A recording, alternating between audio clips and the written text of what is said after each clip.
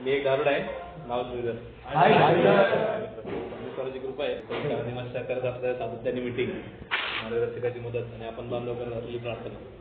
त्यामुळं आज आम्ही आतापर्यंत दारूच्या विषारी ठरलेल्या घातक घोटापासून लांब लाचला गेलो मित्रांनो, आणि छान आणि उपयुक्त आयुष्य जगण्याचा प्रयत्न. सर्वप्रथम मी संदेश समूह काठवाडीचा सभासद आहे मित्रांनो. 2 वर्षांनी 3 महिने झाले मद्यमुक्त जीवन जगण्याचा प्रयत्न करतो.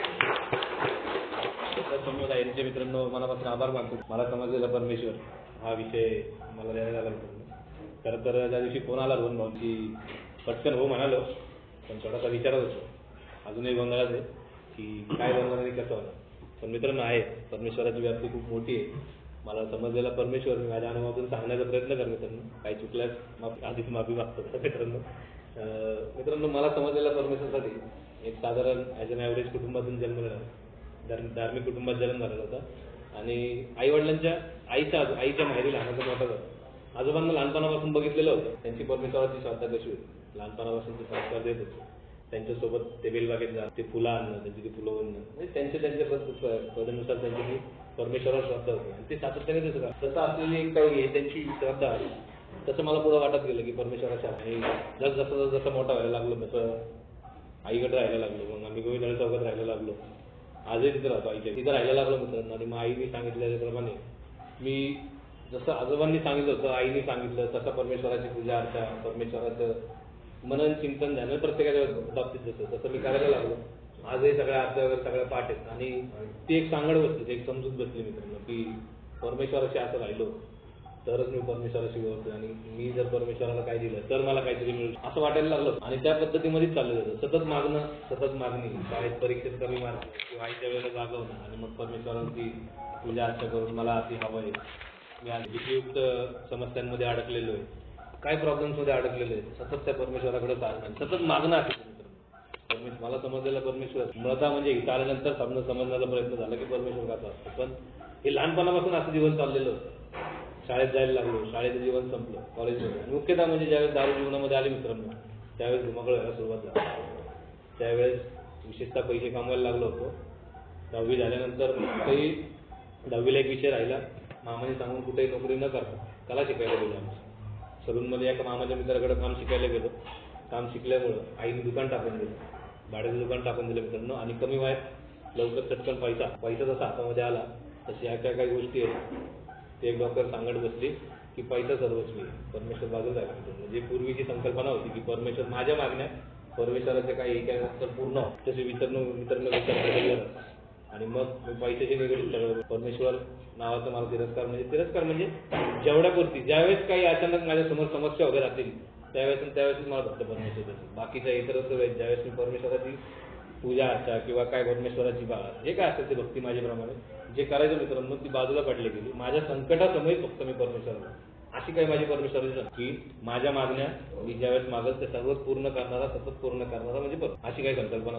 ज्यावेळेस दारू आयुष्यामध्ये आली, हळूहळू दारू जशी वाढायला लागली तसं पैशाचं जसं म्हणजे लहान वयात पैसे हातामध्ये आले तसं मित्रांनो काही अघटित गोष्टी हातातून काढायला लागल्या. आणि मग आई वडील, मामा वगैरे परमेश्वर मामा ज्यावेळेस मित्रांनो मी पहिल्यांदा मला चांगला आठवतो, पहिल्या वेळेस ज्यावेळेस जास्त दारू घेऊन घरी गेलो त्यावेळेस जेव्हा मामाने आईला सांगितलं होतं की याने दारू पिलेलं आहे मित्रांनो, त्यावेळेस मला त्याचा आलेला राग. आणि मी ज्यावेळेस त्याला म्हणालो मी काय लहान राहिलो नाही, कारण मामाने मला इथं आल्यानंतर समजतं की त्यांनी मला संस्कार देण्याचं कार्य करत होतं मित्रांनो. पण तो सतत टार्गेटवर मी असेल, सतत मार्क खायचो मी, सतत मला त्रास व्हायचा. हुन्नसच्या एक लिस्टमध्ये होतं, हुन्नस नावाचा प्रकार पण इथं आल्यानंतर हुन्नसच्या एक लिस्टमध्ये सगळ्यात जास्त टॉपला नाव असेल तर आई वडील आणि आम्हाला सगळ्यात वरती. मी त्याला त्यावेळेस नाकारलं. म्हणजे तुम्हाला कुठेतरी पंख फुटले होते, मोठा झालो होते, त्यांनी मला बाजूला केलं मित्रांनो, काही बोललं नाही, शांत राहा. प्रवास पुन्हा पुढे सुरू झाला. मित्रांनो जसं हातातून अघटित गोष्टी काढायला लागल्या. परमेश्वर आतापर्यंत मला जे सांगितलं, मला माहिती होतं की मी मागणी केली, परमेश्वराची पूजा अर्चा केली, त्याला मागणी केली तरच माझ्या सगळ्या भीती एक प्रकारची बसली होती. खरंच भीती होती की आज देवाला गेलो नाही, आज देवाची पूजा केली नाही तर माझ्या बाबतीत काहीतरी उलट अशा प्रकारची एक मनाची संगड झालेली होती. आणि नंतर पैशाने केला धुमाकूळ मित्रांनो सगळ्या गोष्टी विसरत चाललो होतो. दारू एका बाजूला वाढत चाललेली होती. मला असं वाटत होतं मी पैसा कमवतोय, मी सगळ्या गोष्टी करतो, मीच माझं सगळं कोण परमेश्वर. मला स्वतःला असं वाटायला लागलं होतं की मीच सगळं, मला सगळं करता यायला लागलं. सगळं आई वडिलांना वगैरे सगळ्यांना नाकारत होतं मित्रांनो, कोणाचं काय ऐकत नव्हतं. आणि परिस्थिती बिकट होत चालली होती. जसं आईला माहीत पडलं की पैशाचे अपव्यय सुरू व्हायला लागलेले तसं हातातून काही गोष्टी निसटत गेल्या. घरातले काही घरातल्या काही महत्त्वाच्या गोष्टी असतील जे माझ्याकडे होते. वडील 2000 सालापासून आजारी होते म्हणून काही मुख्यतः गोष्टी माझ्याकडे पाठवल्या. पण जसे पैशाचे व्यवहार माझ्याकडनं काढण्यात आले मित्रांनो, तसं माझी अजून परिस्थिती खराब व्हायला लागली. कारण जो करत असलेला व्यवसाय आईने टाकून दिलेला होता तो परमेश्वर कृपेने सुरुवातीला व्यवस्थित चांगल्या ठिकाणी चांगला चाललेला होता. पण नंतर मित्रांनो त्याची इतकी धुळदाण झालेली होती, ती मनात इच्छा असूनही मी तो नीट करू शकत नव्हतो. नीट माझ्याकडून होतं त्या गोष्टी मला पूर्ण करताच येत नव्हत्या. कारण तिथलच्या मित्रांमध्ये आणि मला लागलेली एक संकट, मला लागलेली एक सवय, त्या गोष्टीमध्ये मला सतत मोठेपणा किंवा सतत दिखावीगिरीपणा, सतत उधळपट्टी करण्याची सवय, त्या कामाकडे दुर्लक्ष व्हायला लागलं होतं. हळूहळू पैशाचे सोर्स कमी व्हायला लागले होते, मिळण्याचे झालेले होते. घरातून पण जेव्हा त्यावेळेस सुरुवातीला व्याजवाल्यांचे हे लागले शोध लागला, व्याजवाल्यांचा शोध झाला मित्रांनो. ज्यावेळेस मध्ये व्याजाचे पैसे न द्यायला लागले, असे ज्यावेळेस टप्प्याटप्प्याने परिस्थितीमध्ये मी ज्यावेळेस अडकायचो त्यावेळेस मला परमेश्वराची आठवण यायची. त्यावेळेस मी परमेश्वराची हाका मागायची. आणि सतत अशा काही टप्प्याच्या अशा काही परिस्थितीवर मित्रांनो परमेश्वर रूपी ती आईच फक्त मला मी एक माझी वेळ संपली की पुढचा परत गोष्ट करायला मोकळा व्हायचा मित्रांनो. कारण कुठलीच गोष्ट मला समजत नव्हती. मी भावात कसं चाललोय, काय गोष्टी करतोय, या कुठल्याच गोष्टीशी माझी संकट बसत. दारू एका बाजूला खूप वाढत चाललेली, वेगवेगळे लागलेले नाच वाढत चालले. अशा ह्याच्यामध्ये मग लग्न झालं. लग्न झाल्यानंतर जसं पुढे गेलो मित्रांनो, लग्न झाल्यानंतर आई वडिलांनी बाजूला राहण्याचा निर्णय घेतला, एकटा राहायला लागलो. नंतर परमेश्वराची माझी काही हे जमलंच नाही मित्रांनो. म्हणजे मला असं वाटायचं मी करतोय ते सगळं मी माझं एकटा, मला जमतंय, मी जे करू शकतोय सगळं मला जमतंय असं वाटायला लागलं होतं. कुठंतरी चुकत होतं बराचसा. बायको आली मित्रांनो, अनुभव म्हणजे सांगू शकतो की ज्यावेळेस घरातली पहिली चोरी पकडली गेली होती, आईचे जेव्हा पैसे चोरले होते, का चोरले होते चोरताना पण मित्रांनो मला भीती होती. वाटत होतं की परमेश्वर कुठेतरी आहे आणि परमेश्वर माझा म्हणजे जसं लहानपणापासून सांगण्यात आलेलं होतं की परमेश्वर सांगत होतं ज्या गोष्टी, कुठेतरी भीती होती मला मित्रांनो. पण जी गोष्ट माझ्या हातून घडली, जी गोष्ट माझ्या हातून झाली, त्या गोष्टी मित्रांनो उघडकीस आल्यानंतर सुद्धा माझी आई धार्मिक, आईला माहिती होती, आई सांगत होती की बघ ह्या गोष्टीचं कधी ना कधी तुला फळ भोगावं लागलं, ह्या गोष्टीचं तुला कधी ना काहीतरी गोष्ट उघडकीस आलेली आहे तरी पण तू मान्य कर. मित्रांनो मी आईचे जे पैसे चोरले होते ते मी वडिलांवर आणि बहिणीवर दोष टाकतो. कारण आम्ही 4 जणांचं मित्रांनो परमेश्वर संकल्पनेमध्ये आत्या होती आमची एक, आणि तिच्या अंगामध्ये वगैरे त्यांची आई तिच्याकडनं मार्गदर्शन घेऊन बरंचसं काय घरामध्ये गोष्टी करायच्या. कारण आईचा दृढ विश्वास बसलेला होता. वडील ज्यावेळेस 2000 साली आजारी पडले, वडील 1.5 महिना ज्यावेळेस कोमामध्ये होते, ज्यावेळेस आत्याने तिला जो मार्ग दिला तो मार्ग तिने केला आणि वडिलांनी 1.5 महिन्यानंतर डोळे उघडले. त्यामुळे तिचा दृढ निश्चय सुरुवातीपासून परमेश्वराच्या सानिध्यामध्ये असल्यामुळे मित्रांनो तिचा निश्चय आणि विश्वास वाढत गेला. ज्यावेळेस मी अशी गोष्ट घरामध्ये केली, माझी चोरी ज्यावेळेस पकडली गेली, माझ्या मनाला माहिती होतं की मी कुठली गोष्ट माझ्या हातून काय, मित्रांनो माझा स्वभाव मला ते स्पष्टपणे मांडताच येत नव्हतं, मला बोलताच येत नव्हतं की मी केले आणि का केले, का माझ्या हातून घडले हे मला समजतच नव्हतं. मग तिच्यावर एक विश्वास होता परमेश्वरावर. मग आम्ही तिथं गेलो. तिथे गेल्यानंतर आईने विचारलं आणि मी मित्रांनो सरळ नाही होऊन पडलो परमेश्वरासमोर सुद्धा. मला माहित नाही तो परमेश्वर होता नाही, पण तिथेही सरळ मी ज्यावेळेस नाही होऊन पडलो, तिथून माझा विश्वास परमेश्वरावरचा अजून बदलला. कारण त्यांनी सांगितलं की नाही यांनी नाही घेतले पैसे, एवढं बाळ एवढं लेकरू एवढं विचार सांगतंय रडतंय, नाही घेतलं. मित्रांनो मी चोरी केलेली होती आणि तिथपासून अजून माझा विचार बदलला. 2-3 वेळा माझ्याकडे नंतर किस्से घडले आणि परमेश्वर नेहमी जसं मी करायचो तसं माझ्या बाजूनी तो निर्णय लागायचा. मी थोडंसं रडून दाखवलं. मग मला वेगळं वाटलं की मला ती आईसरांची जिंदगी सवय पडलेली, त्या आयुष्याची सवय लागलेली, कुठल्याही प्रकारचं कष्ट नको होतं, दिवसभर मार्ग करायचं, संध्याकाळी दारू प्यायची, ही सवय झालेली होती मित्रांनो. या सवयीमध्ये वावत चाललेलं होतं.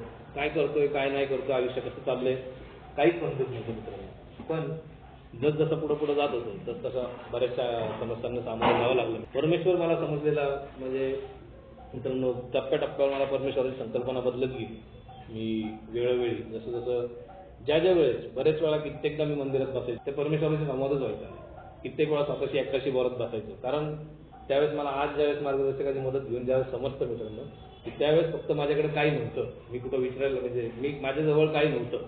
खिशामध्ये जेव्हा खिसा रिकामा असेल ना त्यावेळेस मला मंदिर दिसायचं आणि परमेश्वर स्वतःशी सुद्धा मला बोलता येत नव्हतं. मी परमेश्वराकडे सतत मागण्या करायचो, असं मिळेल तसं, जसं की भाऊ जसं म्हणले होते तो मला अनुभव चांगला मला मॅच होतो की मी पेपरचे पहिल्यातून सगळं शेवटचं पान उघडायचं, ते माझं हे राशी भविष्य वाचायचं माझं, आणि मग मी ठरवायचो की माझा दिनक्रम कसा असेल. त्यात जर मित्रांनो काही आर्थिक घडामोडीचा विषय असेल तर मग पाठायचं मित्रांनो, आणि मग परमेश्वराला हाका बाका सकाळपासून सुरू व्हायच्या. सकाळ की मला आज होऊ दे जसं दिलेलं आहे, त्यानुसार माझी संकल्पना बदलायची मित्रांनो परमेश्वराबद्दलची. मग देवळात जास्त वेळ घालवणं, पण ट्युनिंग काय जमत नव्हतं, कुठलीच गोष्ट होत नव्हती, कुठली गोष्ट हातातून माझ्या घडत नव्हती. मला समजत नव्हतं की मी काय आयुष्य जगतोय आणि कसं आयुष्य जगतो, बरं कसं जगावं. एक बाजूला लहानपणापासून आजी आजोबा यांना जगताना बघितलं होतं, एका बाजूला आईची परमेश्वराची श्रद्धा बघितलेली होती, तिचं कसं व्यवस्थित चाललंय. आई मला सतत सांगायची की अरे परमेश्वराला तरी घाबर, कुणाला नाही घाबरशील, स्वतःच्या मनाला माहिती की तू काय केलेलं आहे, पण तो परमेश्वर तुझं सगळं बघतोय, तू त्याला तरी घाबर. आणि मला समजतच नव्हतं. मला ते 2-3 किस्सानंतर जसं पाठ झालं होतं ना की परमेश्वर सुद्धा इथं मला कुठेतरी, म्हणजे मला खुल्याआम ओपनली चोऱ्या करायचं मला लायसन्स मिळालं होतं, असं झालेलं होतं. पण तो परमेश्वर होता. आई वारंवार सतत मला ह्याच्या पडद्याआड घालत होती. माझ्या चुका वारंवार सतत आई माझ्या चुका माफ करत होती आणि मी वारंवार त्या चुका करत चाललो होतो. आयुष्यामध्ये लग्न झालं, बायको आली आयुष्यामध्ये. बायको आल्यानंतर बायको बरोबर तो प्रसंगी वेळप्रसंगी असा तोच किस्सा काढला. मी बायको आली आयुष्यामध्ये, लग्न झालं आणि लग्नानंतर ज्यावेळेस पूजा होती बायको त्यावेळेस माहेरी येते, पूजाहून बायको माहेरी येते. दारूची त्यावेळेस समस्या इतकी झालेली होती, इतकं म्हणजे दारूचा अतिरेक झालेला होता. मी सकाळपासून दारू प्यायचो, कामाला नावाला म्हणून जात होतो, सततचे कामं बदलत होतो, कुठल्याही गोष्टीवर विश्वास उठलेला नव्हता. आणि बायको ज्यावेळेस लग्न होऊन चार दिवसांनी लग्न होऊन 16 दिवसांनी पूजा होऊन ज्यावेळेस घरी आली होती मित्रांनो, त्यावेळेस मी बायकोने जे सोन्याच्या कानातले काढून ठेवले त्याच्यावर माझी जाताना ते घेऊन मित्रांनो, त्यावेळेस तिच्या कानातलं विकलं होतं. तिच्या आल्यानंतर त्यावेळेस तिचा ते राग किंवा तिचं ते रिॲक्शन तिची जी होती की कुठं गेलं कसं गेलं. मी तिला म्हणलं तू कदाचित घेऊन गेली असेल, 8-15 दिवस महिन्याचाही संसार नव्हता, तिच्यावरचा ब्लेम मित्रांनो. आणि तिने परमेश्वराचे भागवे लागले. आमच्या आईने ज्यावेळेस तिला सांगितलं होतं, पुन्हा तोच किस्सा माझ्या आयुष्यामध्ये परत एकदा घडला आणि मी बायको बरोबर पुन्हा त्या आई म्हणली की आम्ही तर असं काय करणार नाही, माझ्या मुलीवर माझा स्पष्ट विश्वास आहे. लग्न होऊन 1 महिना पण वडील तर घेणार नाही, वडिलांना डोळ्याने दिसत नाहीये, ते घरामध्ये जातात, त्यामुळे ते कुठं जाणार नाही. सर्व घर शोधून झालं आणि मी बायको बरोबर परत त्या देवापुढे त्यांच्या पुढे उभा राहिलो, त्यांच्या पुढे बसून तो प्रश्न पुन्हा एकदा विचारलेला. मित्रांनो, लग्न झालेलं वयवर्ष 30च्या पुढं वयवर्ष आणि तीच माझी परिस्थिती. माझ्या मनाला माहिती, आतमधून आवाज होते माझ्या मनाला, पण किती दिवस मला ती लागलेली संकट, माझी लागलेली सवय होती. मी पुन्हा तिथं एकदा तीच गोष्ट घडली आणि परमेश्वराने पुन्हा एकदा तेच करू, माहित नाही असं का घडलं कसं घडलं, पण परमेश्वराने पुन्हा एकदा तीच गोष्ट नाही. मित्रांनो, जग जिंकल्यासारखं वाटलं. पण जसं घरी आलो आणि आई जसं वारंवार म्हणायची की एक ना एक दिवस तुला परमेश्वराला तरी घाबर. मित्रांनो, खूप भयानक आयुष्य पुढे जावं लागलं. ते लग्न झाल्यानंतर आई वडिलांनी साथ सोडून दिली. आई वडील जसे सुटले, ज्यावेळेस स्वतः एकट्याचा प्रपंच चालवायला लागलो, त्यावेळेस कष्ट करून घरात पैसे देतो, तेव्हा असं वाटत होतं की मी माझा प्रपंच, बायको थोडीशी धार्मिक आहे, आजही मला माहित नाही मी किती धार्मिक आहे किती नाही. पण मित्रांनो, आवर्जून सांगू शकतो की ज्यावेळेस सगळ्या भटक्यांमधनं बऱ्याचशा केसेसमध्ये परमेश्वराने वाचवलं. आई वडील पोलीस कंप्लेंट दिली, बायको वैतागून शेवटी निघून गेली. आई म्हणली पोलिसाला सांगू, त्यावेळेस तरी सुधारलं. आईने पोलिसाला सांगितलं. मित्रांनो, पोलीस घरी आले, पोलिसांनी घरात मारलं 2 पोलीस, तरी पण मित्रांनो मला जमलं नाही, कारण मला माहित होतं ह्याच्या अगोदर पण 1-2दा आई पोलिसांना सांगितलं त्याला मारू नका, पण त्याला फक्त दम देऊन सोडा. मला माहित होतं की आई 400-500 रुपये देते, ते मला येऊन समजवतात आणि हे प्रकरण सतत ते. त्याच्यामुळे मित्रांनो माझं वारंवार मला असं वाटत होतं की मी सगळं काय व्यवस्थित करतो, म्हणजे व्यवस्थित करतोय, म्हणजे माझं कुठंतरी व्यवस्थित चालायला लागलेलं आहे. मला हे लोक घाबरतात, मला जसं पाहिजे तसं भेटतंय, होऊ शकतंय आणि मी एकटा त्या घरात राहील. पण मित्रांनो, परमेश्वराची संकल्पना, परमेश्वराच्या वेगळी होती. कसं काही ठराविक गोष्टीनंतर आई वडिलांनी जसं लक्ष घालणं सोडून दिलं, त्यानंतर आयुष्य खूप भयानक करता येण्याची झाली. सकाळी उठलं की दारू लागला, कामाला जायला लागलो होतो, काम सतत दारू पिऊन बायकोजून मी होतो आणि तो दिवस उजाडला, भयानक दिवस उजाडला माझ्या. जो परमेश्वर कृपेने परमेश्वराने पहिल्यांदा म्हणजे झटका दिला, म्हणजे वारंवार परमेश्वराने झटके दिलेले होते, पण परमेश्वराने त्या दिवशी परमेश्वराच्या दारापर्यंत आणून त्याचं नियोजन काहीतरी वेगळं असेल तेव्हा पुन्हा एकदा परत पाठवलं. 8 मार्च 2021 माझा पगार झाला.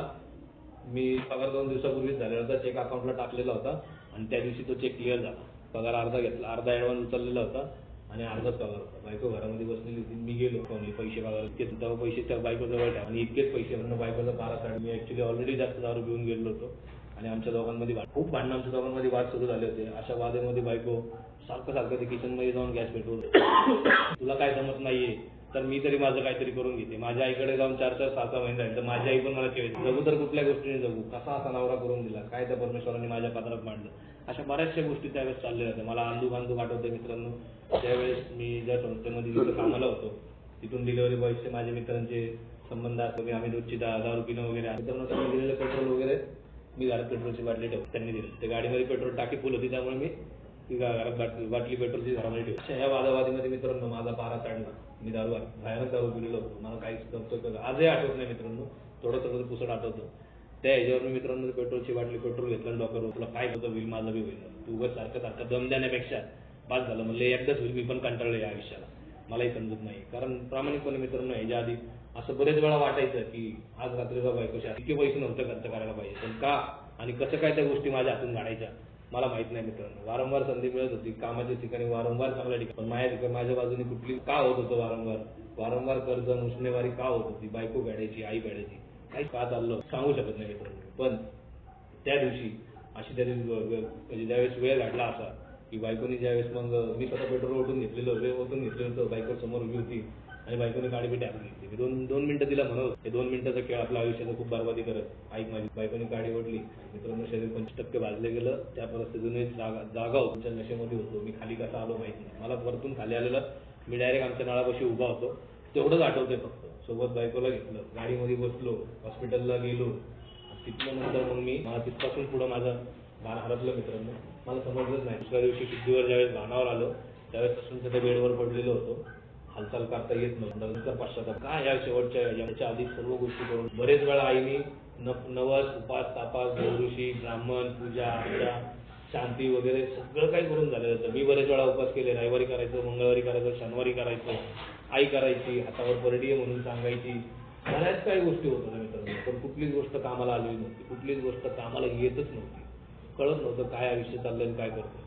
त्या दिवशी त्या बेडवर असं वाटत होतं की का परमेश्वर काय यातून सुटलं असतं तर बरं झालं असतं मित्रांनो. पण परमेश्वराचं काहीतरी नियोजन होतं. परमेश्वराने दुसरं आयुष्य पुन्हा एकदा आयुष्य परमेश्वराने झालं. पुन्हा एकदा आयुष्य जगताना मित्रांनो वय वर्ष मी शरीर 20-25% भाजले गेलो होतो. परमेश्वराने त्याही गोष्टीमध्ये सर्व अवयव सर्व गोष्टी साबूत ठेवलेल्या होत्या. डॉक्टरने माझ्यासमोर दुसऱ्या दिवशी दिलेलं मेन डॉक्टर रात्री ही गोष्ट घडली होती 8-8:30 वाजता. दुसऱ्या दिवशी डॉक्टरने ज्यावेळेस माझ्यासमोर स्टेटमेंट दिलं होतं तेव्हा डॉक्टर म्हणले होते 2 इंच खाली भागला असतं तुम्ही असं करून अशी परिस्थिती झाली होती. तर परमेश्वराची कृपा मान की त्याने तुला जिवंत ठेवलं. अशा काही गोष्टी घडत होत्या मित्रांनो. आईने वय वर्ष 36 असताना लहान पोरासारखा सांभाळला. 6 महिने त्याला बायकोचे पाय भाजलेले होते आणि बायकोबद्दलची भयंकर चीड डोक्यामध्ये जवळ होती. आई सतत तिला सगळ्या अशा फेजमधनं जात होतो आणि आई म्हणायची सगळे वाटलं तिने सगळे हे असं केलेलं आहे आणि अशा ह्याच्यामधलं ते बायकोची चीड डोक्यामध्ये बसली होती. हिला आता नांदवाय हिला आता काय असंच काहीतरी होतं. पण अशा परिस्थितीमध्ये आईने अथक प्रयत्न केले, शरीराने साथ दिली. आई जसं वडिलांबरोबर आई तिथं बेडवर ज्यावेळेस 1.5 महिना जप आरचा जे काय करत होती तसं माझ्याबरोबर आई तिथं त्या बेडपाशी बसून 15 दिवस सातत्याने करत होती. कारण मी बेडवरनं उठून एक पाय जरी पुढे टाकायचं म्हणलं ना तर मला सगळे परमेश्वर लाईनीने मला पाय पुढे टाकून चालताच येत नव्हतं. कारण डाव्या पायाचा तळवा वाजलेला नव्हता पण पंजा वाजलेला होता. मला पुढे चालताच येत चालायची टाकतच होईल. चालायला लागलं तर पायातून पोटातून मांडीतून रक्त बाहेर. की मी चालत तुमच्या ज्यावेळेस बाथरूमला जावं लागायचं तिथपर्यंत जायचं असे टिपके पडत. अशा परिस्थितीमध्ये परमेश्वर सातत्याने जेव्हा आठवायचा ज्यावेळेस रोज सकाळी डॉक्टर यायचा माझ्या रोज आंघोळ केलेली फक्त भयानक थरका पडायचा काय मित्रांनो सातत्याने त्यावेळेस परमेश्वर आठवायचा.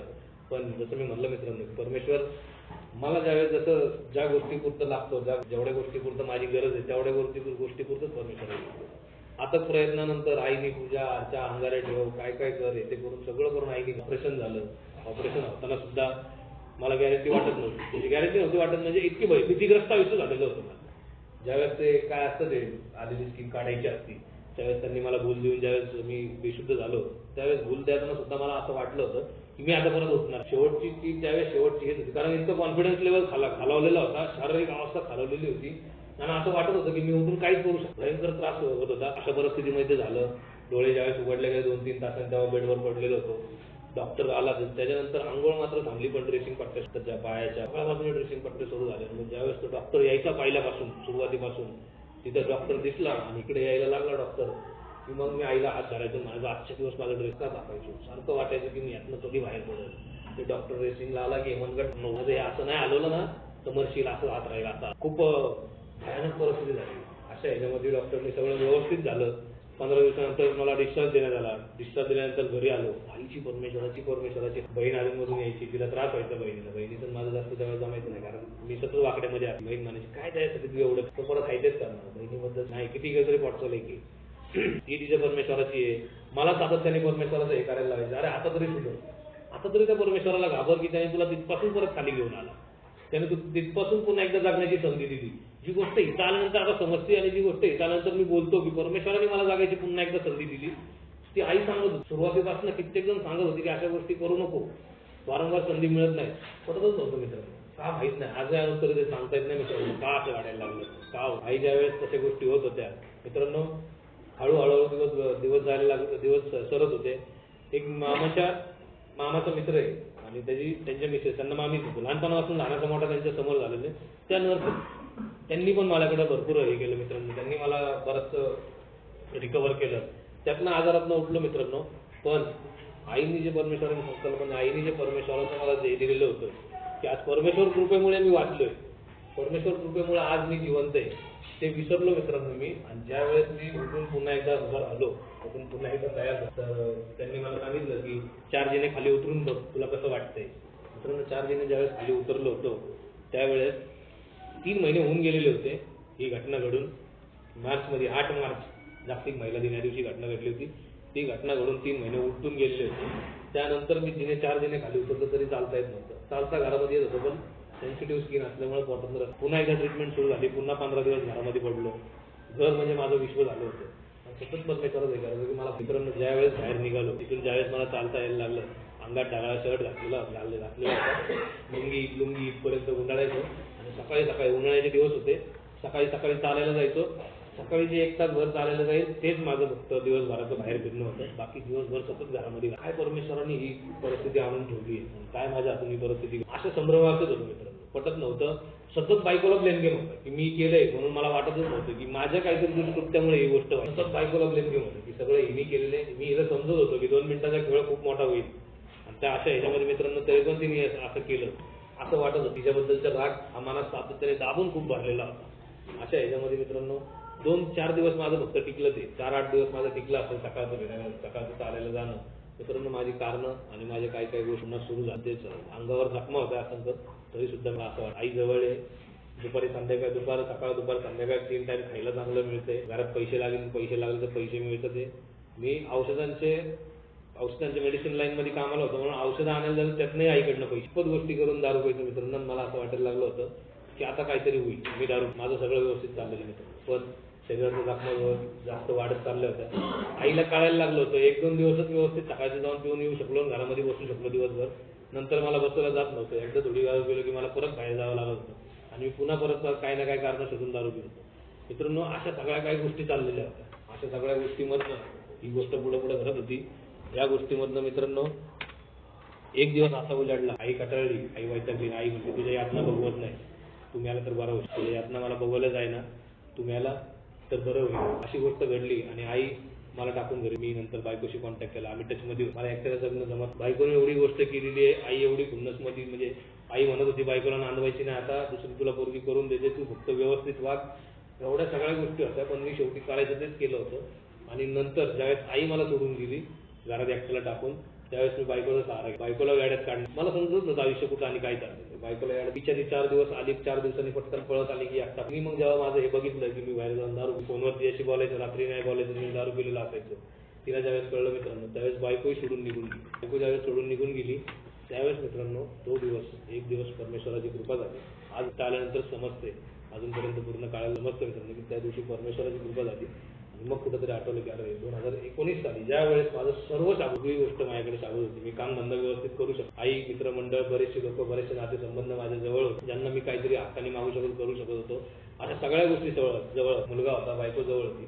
अशा वेळेस एकदा सकाळी दारू पिलेला असताना एका बांधवांनी मला, आपण जर सकाळी दारू पितात तर कदाचित तुम्हाला दारूचा प्रॉब्लेम. त्या दिवशी त्यांच्या गाडीवर बसून मी सर्वात पहिल्यांदा इंटरव्ह्यू ग्रुपच्या ऑफिसला आल्यानंतर ते सगळं बघितल्यानंतर मला कळालं होतं की तो परमेश्वराने आणलेला माझ्या आयुष्यामध्ये दिवस होता मित्रांनो. पण तो दिवस मी डावलला आणि त्याच्यानंतर हे सगळे फटके माझ्यावर पडले गेलो.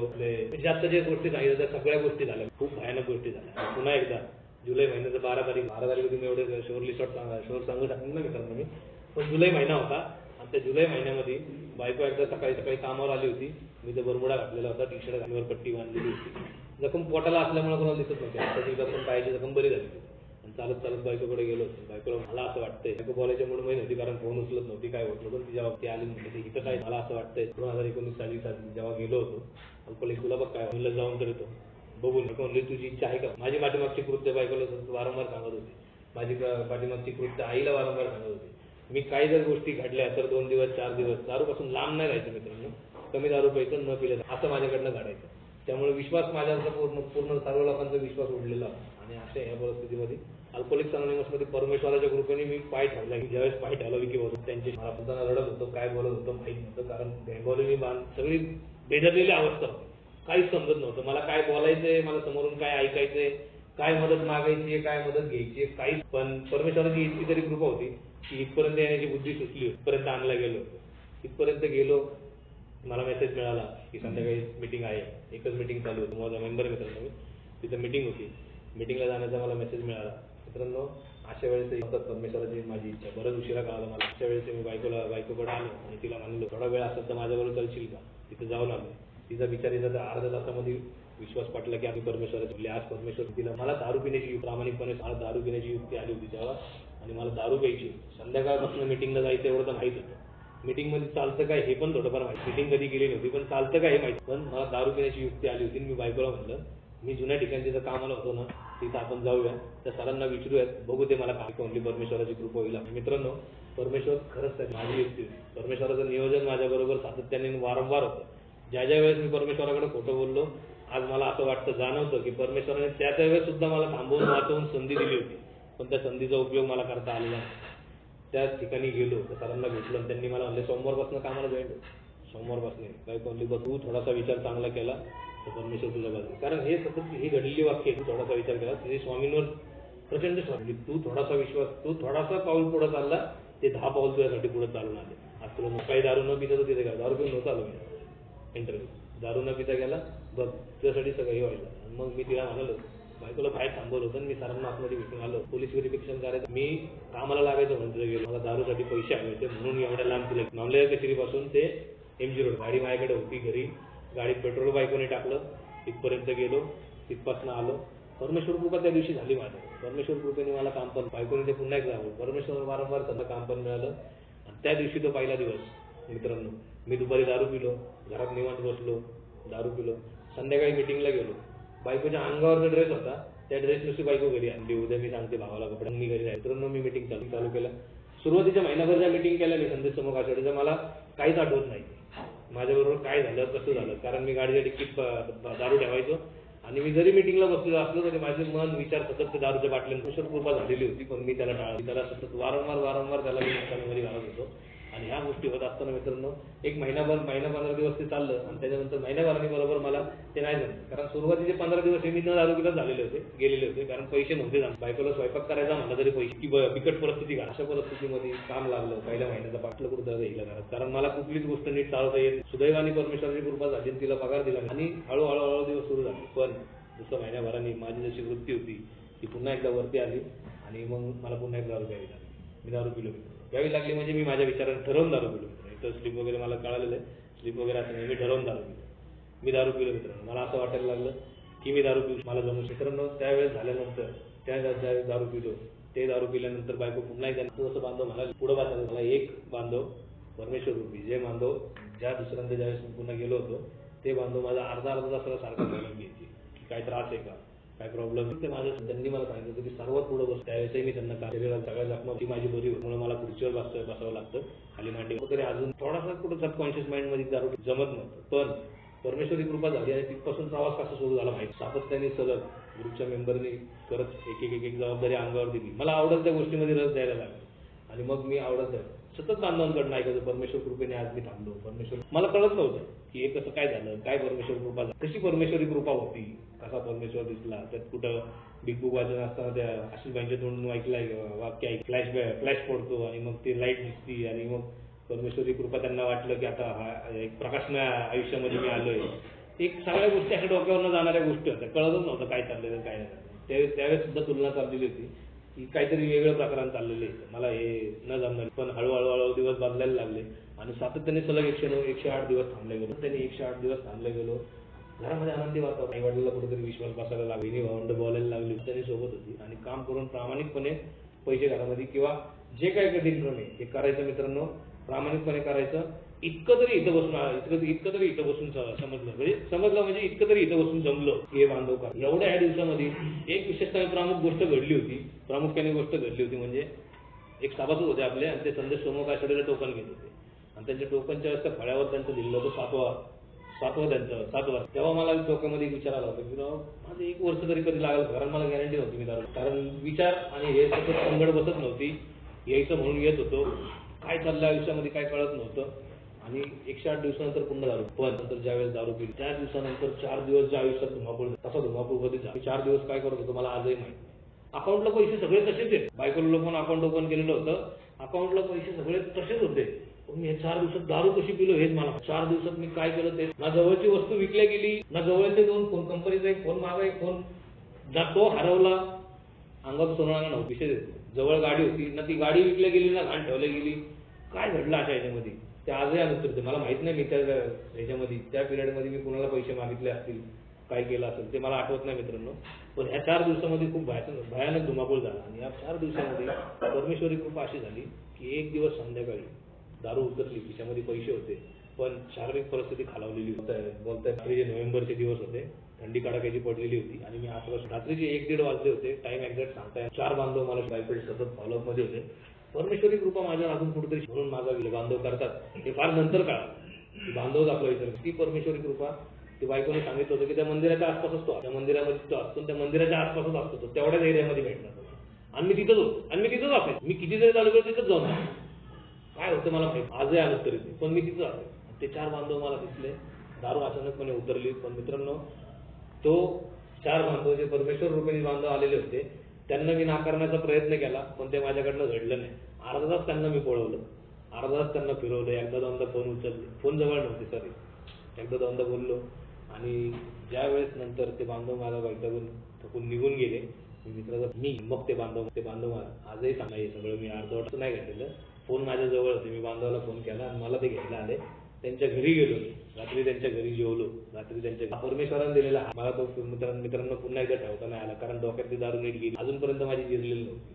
अजून परमेश्वराने बायको फोनवर एकदा सकाळी ज्यावेळेस बायकोचा फोन आला त्या बांधवांनी लावून दिला, तेव्हा बायको म्हणली होती, तिने काही मिटिंग केलेलं होतं, तिला काही मिटिंग, बायको म्हणली होती अजून किती फाडून घे, अजून किती घाल, आता तरी सुद्धा. त्या दिवशी सकाळी बायकोला केलं, ते बांधव त्यांचं काम आवरत होते, गाडी करत होते, त्याला फोन लावला, म्हटलं मला चटके झाले ह्याच्या घरी. ते मालक मला म्हणला मी 11 वाजता ऑफिसला येतो, तू 10:30 वाजता इंटरव्ह्यूला 10:30 वाजता, रविवार सकाळ 10:30 वाजता इंटरव्ह्यूला. मालकाने टायमिंग दिला होता 11 वाजता. त्या बांधवाला म्हटलं 11 वाजता मला मालकाकडे जायचंय, मी तिथनं झालं की मिटिंगला नक्की आहे. त्यांनी मला म्हणले नाही की नाही तू माझ्या बरोबर इच्छा, फक्त मिटिंगला, तू मिटिंगला ये बघ होईल आले. मित्रांनो, तेवढं झालं आणि त्या बांधवांच्या घरातून त्यांच्या जवळ निघतच नाही, तर मालकाचा परत फोन आला, मी तुला अकाउंटला. तिथं घात झाला. तिथनं मी तिथल्या जवळच्या दारूच्या गुत्त्या बाहेर जाऊन थांबलो, की मला असं वाटलं की मला कोण बघणार नाही, इथं मला दारू प्यायला कोणाला काही कळणार नाही.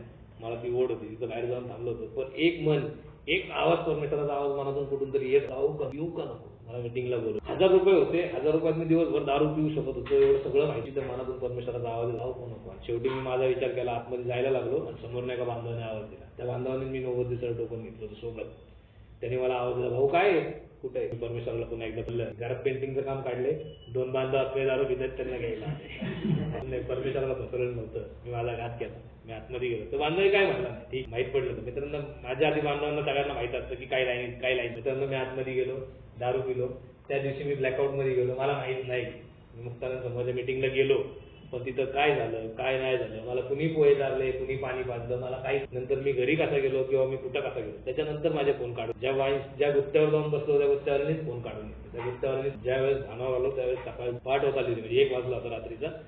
त्यावेळेस भानावर आलो होतो, खिशात पैशाचे 100चे फक्त 2 नोटा उरलेल्या होत्या, मोबाईल फोन सगळे गायब. मग माझे बायक, मी त्या मित्र सतत वाजत होते, पण फोन पण उचलत असा विचार करायला. आता म्हणलं प्रॉब्लेम. मग तिथपासून परमेश्वराचे बाका पुन्हा सुरू झाले की आता काय करायचं. आईने ती जाऊ द्या, आईचे फोन बरेच वेळा हरवले. ज्या मालकाने कामाला ठेवलं त्या मालकाचाही मोबाईल, कंपनीचा पण मोबाईल. आता काय. मित्रांनो, 200 रुपये खिशामधले 200 रुपये सांगत होते. त्या एक साईडला गोष्ट सांगत होते, एक साईडला विचार सांगत होते की आता तुला यातनं बाहेर काढणार तर बायकोने आई, तुला ठरवायचे की आता काय करायचं, इकडं जायचं का इकडं जायचं. मित्रांनो, त्यावेळेस परमेश्वरी कृपा. घरी गेलो, बायकोने माझा अवतार घरात घेतला, आतमधल्या घरात मी झोपलो. सकाळी उठलो आणि सकाळी उठून बसलो.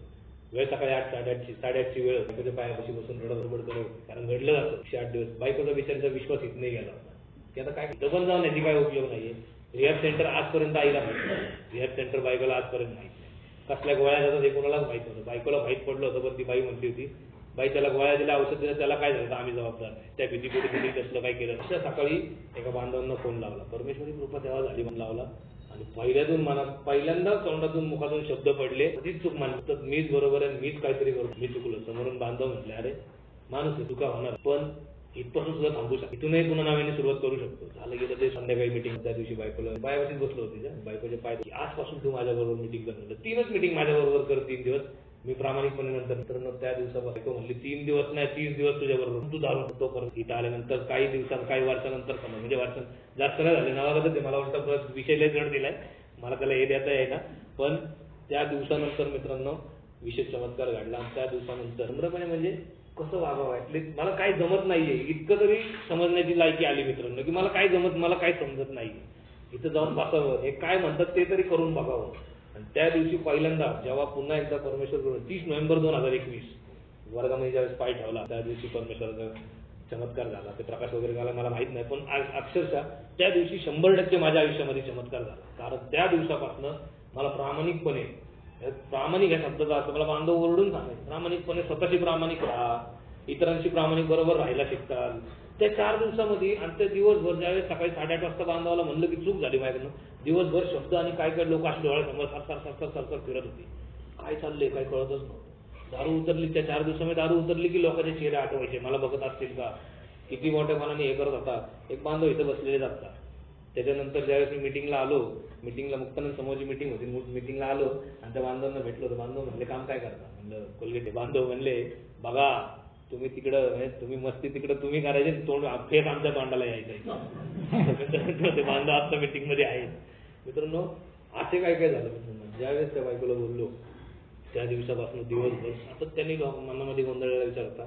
त्या दिवशी वर्गामध्ये परमेश्वर, खरं म्हणजे त्या दिवशी परमेश्वर तर नसलेच, म्हणजे माझी दारूपासून लांब राहण्यासाठी तरी मला काय बांधव सांगतात ते काय नाही बांधव ते मला कुणीच म्हटलं नव्हतं की तू हे कर असं कर किंवा तसं करू नकोस, कुणीच सांगितलं नव्हतं. ते त्यांचा अनुभव सांगत होते, खूप तळमळीने त्यांचे अनुभव सांगत होते. मी मात्र त्याला कॅज्युअली घेत होतो, म्हणून माझी सगळी अस्तव्यस्त झालेलं होतं. जेव्हा थांबायला झालं मित्र त्या दिवशीपासून कुठेतरी कानावर शब्द पाडायला लागले. आणि मग त्या दिवसानंतर जे काही शब्द पडलेले मनामध्ये कुठेतरी कोरले गेले, त्या शब्दाच्या आधाराने मित्रांनो चालण्याचा प्रयत्न. तशी प्रगती मिटिंगला आल्यानंतर सुईच्या टोका एवढं जरी मिटिंग मधनं काहीतरी घेऊन गेला तर आयुष्यात लाक्षणिक बदल घडू शकतो. एका बांधवाचं वाक्य ऐकलेलं वाक्य ते वाटलं मित्रांनो ह्यांच्या बाबतीत होऊ शकतं तर माझ्या बाबतीत का नाही होऊ शकत. परमेश्वर असायचं मग शोधायचा कसा. बऱ्याच काही गोष्टी पडल्या होत्या नंतर की कसं करायचं. परमेश्वर मी मला आजोबांनी सांगितलं होतं त्याला फुलं आणा, नारळ आणा, वारवा उद्बत्ती रोजची आरत्या करा म्हणजे परमेश्वर आपल्याला पावल. आईने सांगितलं होतं की रोज देवपूजा मला व्यवस्थित पाहिजे, सगळे दिवस जास्त जागेवर पाहिजे, 7 दिवस 7 आरत्या पाठ पाहिजे, सगळं व्यवस्थित झालं पाहिजे, अमावस्या पौर्णिमा सगळं. तर म्हणजे परमेश्वर मला इथं आल्यानंतर परमेश्वर बांधव सांगतो की परमेश्वराच्या कृपेने झालं, परमेश्वराच्या कृपेने झालं. ह्यांना भेटला तर मग काय परमेश्वर भेटला मित्रांनो. बांधव सांगायचे की बांधव रूपेने.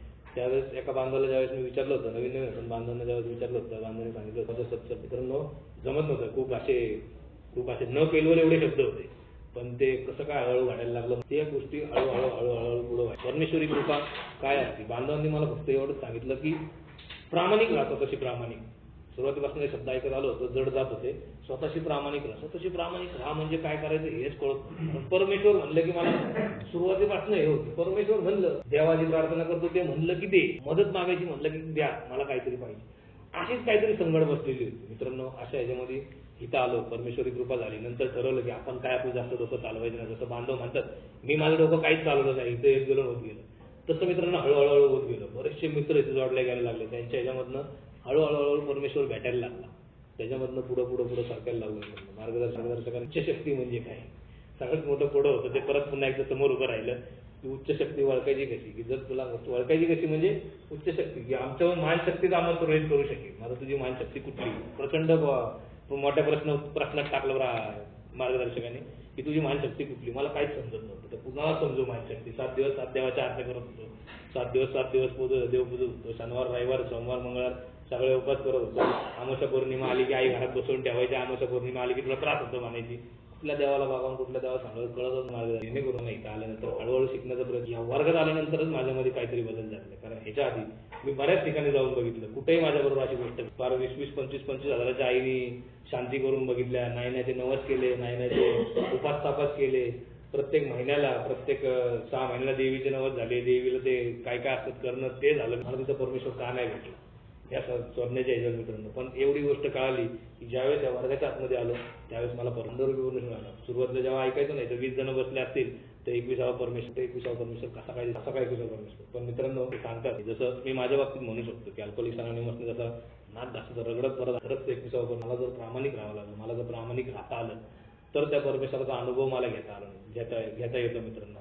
या प्रत्येक बांधवांमधनं मला परमेश्वर भेटतो. कारण जेव्हा या बांधवांच्या संपर्कात आलो तेव्हाच माझ्या आयुष्याला काहीतरी घडण घडायला सुरुवात झाली. आजही एक बांधव इथं बसलेले आहेत, ते घरी आले होते प्रसंगात ते घरी आले होते, काही काम होतं घरापासून त्यांना घरी आले होते. म्हटलं बघा माझं एक घर असं सगळं झालेलं आहे. आता चेअरमन साहेबांनी उल्लेख केला येत राहायचं म्हणजे असं झालेलं माझं घर. तर त्या बांधवाने सांगितलं तर परत येत राहा, त्या शब्दात खूप मोठी ताकद. बघ तू येत राहिल्याने परमेश्वरी कृपा होईल आणि तुझं घर चित्र पालटलं. येत राहा या शब्दावर खरंच अल्कोहोलिक्स अनोनिमसच्या वर्गामध्ये परमेश्वर मला इतरत्र कुठेही भेटून परमेश्वर भेटलं नाही. अल्कोहोलिक्स अनोनिमसच्या त्या वर्गामध्ये जावं लागलं कितपत परमेश्वर बरेचसे गोंधळलेली परिस्थिती आहे. सगळ्यात महत्त्वाचं म्हणजे मी माझ्याकडून काय चुकलं असेल तर पुन्हा एकदा माफी मागेल. कारण या विषयाला धरून ज्यावेळेस बोलायचं होतं त्यावेळेस सगळ्यात गोंधळलेलं होतं की मी कसं काय बोलू अशी परिस्थिती मित्रांनो. पण मला ग्रुपनी बोलायचं दिले आपण ऐकलं.